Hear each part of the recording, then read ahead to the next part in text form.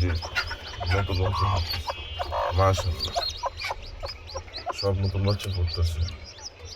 আসসালামু আলাইকুম। আজকে কয়েকটা মুরগি নতুন বাচ্চা ফুটছে, আমি আপনাদের দেখাই। আমি 6টা মুরগি ডিমে বসেছিলাম। আজ গতকালকে এবং আজকে নতুন বাচ্চাগুলো ফুটছে। প্রথমে হচ্ছে এই যে এইগুলা গতকালকে ফুটছে। তো মোটামুটি 24 ঘন্টারও বেশি, 24 ঘন্টা 30 ঘন্টার মতো আমি ওদের খাবার দাবার দেই নেই। তারপরে আমি প্রথমে যে চিনি দিয়ে পানি দিছি, এর 4-5 ঘন্টা পর আমি প্রথম লাইসো ফিড দিয়া ওদের ফিড দিছি খাওয়ার জন্য। তো এখানে 8টা বাচ্চা ফুটছে মাশাল্লাহ, মাসও আলাদা রাখছি। তারপরে আমি আপনাদের আরও দেখাই। এখানে মোটমাট আমি 6টা মুরগি বসাইছিলাম আল্লাহর রহমতে। একটা বাচ্চা অলরেডি মারা গেছে। ইন্না লিল্লাহ ইন্না লিল্লাহ ইন্না লিল্লাহ ইন্না লিল্লাহ। বাচ্চা ফুটতেছে, এই যে নতুন বাচ্চা ফুটতেছে মাশাআল্লাহ, সব নতুন বাচ্চা ফুটতেছে। সময় একটা জিনিস করণীয়, ওটা হইলো যে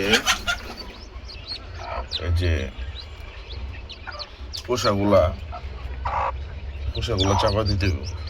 আমার ঠোকরাইতেছে, ঠোকরাও এই খোসাগুলা চাপা দিতে হবে, নাহলে এই খোসার কারণে বাচ্চা বেরোতে পারে না। একটা ডিমের মধ্যে দেয় এই যে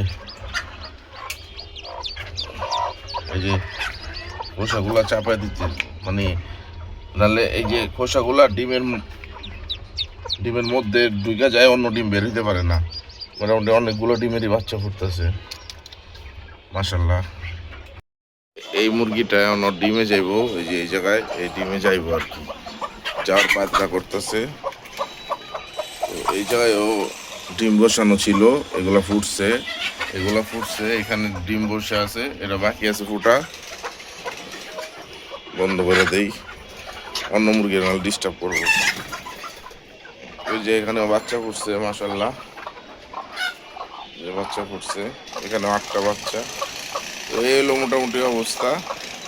এগুলোরেও আমি লাইসোভিট দিছি আর স্যালাইন পানি দিছি, চলতেছে, ভালোই আছে আলহামদুলিল্লাহ।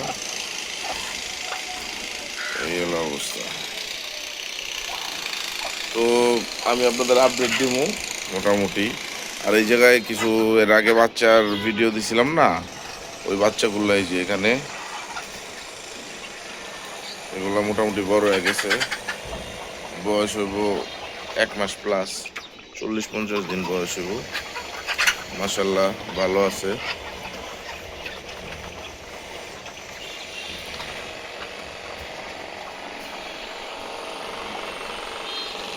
এই হলো মোটামুটি অবস্থা। তো দোয়া করবেন আমার জন্য, ভালো থাকবেন।